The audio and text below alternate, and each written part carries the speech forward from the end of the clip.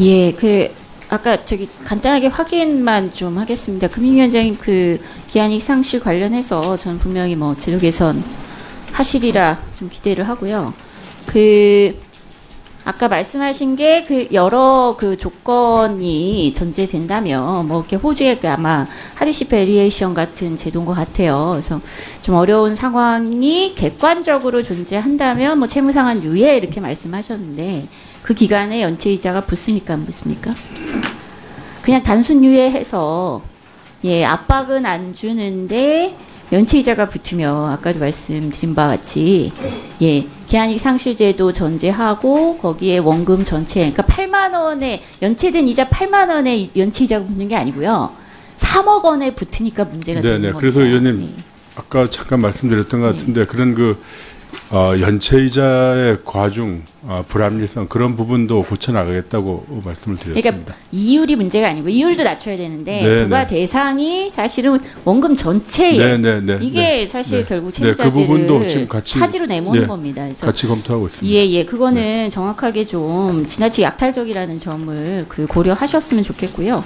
그다음에 지금 계속 금융이 사실상 시장에서 자유롭게 가격 결정이 이루어지지 않는다. 저는 여러 금융 상품들이 대부분 그렇다 이렇게 생각하거든요. 이렇게 화면을 보시면요. 이 대부업체들 신용 등급별 금리 현황입니다. 1등급부터 10등급까지 어떠십니까? 이게 참 합리적인 가격 결정이라고 보이십니까? 대부업체 금리 이어체 등급까지는 제가 모르고 있었습니다. 그 다음 페이지도 보시면요. 이 업체별이에요. 이 홈페이지에서 확인할 수 있습니다. 이거 저희 자주 들어가서 보는데 금융위도 이제 좀 이거 지자체에만 맡기지 않지 않습니까? 그쵸? 금감원으로 넘어왔잖아요. 일부 감독하고 있습니다. 아니, 대형 대부업체들 중심이기 때문에 당연히 보셔야 되고요. 이거 그냥 홈페이지 화면 들어가 보시면 최저금리랑 최고금리랑 차이가 없어요. 이러니까 법정 최고 이자율을 낮춰야 된다 이렇게 얘기를 하는데 이게 또 대부업체만 그런 게 아닙니다. 다음 금리 구간대별 보면 27.9% 이상이 거래자 수에서는 74%고 대출 잔액에서는 80% 넘는데 카드사도 크게 다르지 않습니다. 나중에 저축은행하고 제2금융권 전체를 저는 조사해 보셨으면 좋겠어요. 금감원에서도 적극적으로 조사를 하고 뭘 말씀드리고 싶으냐면 이 카드사도 금리 구간 보면은 17% 미만이 50% 정도긴 한데 17%가 넘어가는 금리 구간이 또 50%를 차지하고 있습니다. 결국 최고금리의 영향을 굉장히 많이 받아요. 이 신용 등급에 따라서 신용 평가를 해서 그에 따라서 금리를 이자율을 부과하는 게 아니고요. 최고금리에 근접해가지고 그냥 일괄적으로 이렇게 금리를 부과하고 있다는 거죠. 이게 어떻게 이 금리가 결정되고 부과되는 과정을 소비자들이 신뢰할 수 있겠습니까? 이거는 사실은 행정지도 하면 안 된다 이렇게 얘기하시는 분도 계시지만 저는 이거는 진짜 적극적으로 지도해야 되는 문제라고 생각합니다. 신용 등급을 평가할 수 있도록 전 국민이 개인정보에 민감한 부분을 다 제공하고 있지 않습니까?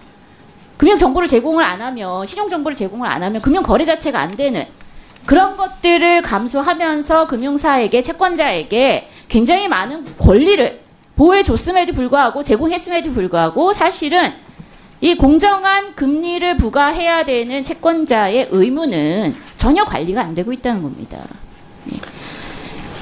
물론 금융에서는 계속 그런 얘기를 하거든요. 금리 인하 요구권을 그래서 도입했습니다. 이렇게 얘기를 하세요. 금리 인하 요구권 현황을 좀 보여드릴게요. 얼마나 민망한 수준인지.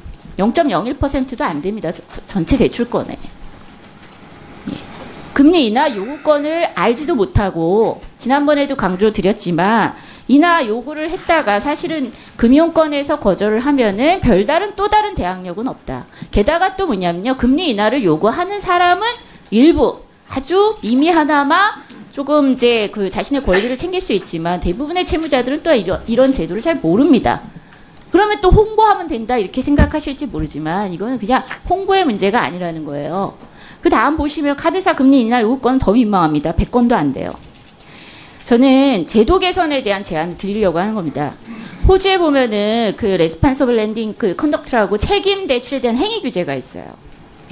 이게 어쨌든 관계 자체가 굉장히 비대칭하고 절대적으로 채권자가 우월적 지위를 갖고 있기 때문에 채무자에 대해서 제도적으로 법적으로 항변권을 여러 형태로 보장을 하고 있습니다. 그래서 이 내용을 보시면은 뭐 나중에 판단해 보시면 되는데 금리 부과가 이거는 굉장히 불공정했고 정확하지 않았다라고 이의제기해서 그것이 실제로 심사 들어가서 그렇다라는 사실이 입증이 되면 이자 전체 그동안 냈던 것까지 다 돌려받게 되는, 그래서 금융권에 대해서 채권자에 대한 페널티가 존재합니다.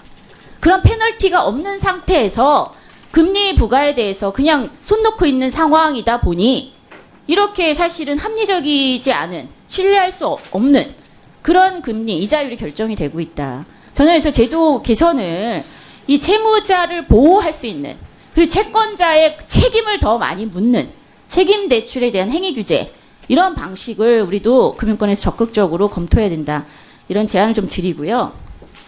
그 다음에 이게 시간이 될지 모르겠는데, 지금 가계부채, 총액이 얼마죠?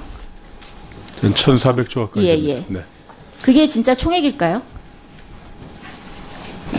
가계부채 지금 총액이 집계가 금융권에서, 그쵸? 특수채권을 제외하고 지금 한은에 보고한 그 내용, 그 결과를 가지고 지금 집계를 하고 있지 않습니까? 근데 이건 단순히 이렇게 보시면은요, 저희가 계속 그 채권을 찾아냈죠. 소멸 완성된 채권이 41조가 있고, 금융권 특수채권이 20조가 있고, 공기업 특수채권이 60조 있고, 매입 추심업체가 또 36조가 있고, 신용정보사 51조 있고, 다 하면 200조가 넘습니다. 이거는 1,400조 안에 안 들어가잖아요. 그게 안 들어가서 뭐 큰 문제가 있습니까? 이건 이거대로 저희가 파악하고 있죠. 왜 문제가 있냐면요. 결과적으로 이건 이거대로 여태 파악한 적이 없고, 이번에 사실은 파악을 처음 시작을 한 거고요. 여기에 빠진 게 또 대부업체 채권.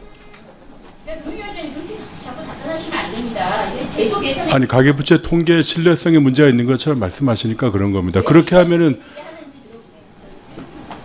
예. 지금 결과적으로 이게 이 과정의 문제입니다. 이 금융사 들어가 보면은요, 이 그 채권, 연체된 채권의 상각 처리 기준이 어떻게 아주 촘촘하게 있다고 생각하세요? 그렇지 않습니다. 그 대북에서요, 이 연체된 채권, 특수채권으로 넘길 때 사실상 그렇게 엄밀한 평가를 해서 넘기지 않습니다. 그냥 목표치 딱 제시하면은 채권 막 솎아내요. 근데 금융당국에서 어떻게 하느냐? 별다른 이의제기 없이 다 승인해줘요. 그러니까 상각 처리 과정이 문제인 거예요. 건전성 관리 지표도 저는 상당히 문제가 있지 않느냐. 상각 처리를 더 엄격하게 해야 된다는 말씀이십니까? 엄격하게 해야죠. 당연히 엄격하게 해야죠. 엄격하게 안 합니다. 그래서 한때는 1개월 채권, 1개월 연체된 채권, 2개월 연체된 채권까지 다 포함돼서 상각 처리되고, 결국 지금 계속 우리는 뭐냐면요, 멀쩡한 대출만 집계해가지고 가계부채 총량을 보고 있는 겁니다. 이거는 이 상각 처리 과정도 일단 첫 번째 봐야 되고요. 상각 처리 이후에 부실 채권으로 특수채권으로 넘어가서 이 채권들이 어떻게 부실화될 가능성이 있는지도 들여다봐야 돼요. 저는 이 제안 드리고 싶은 거예요. 상각 처리에 대한 금융당국의 제도 개선안이 반드시 나와야 돼요. 근데 이거 선진국에서 이렇게 쉽게 상각 처리가 안 돼요.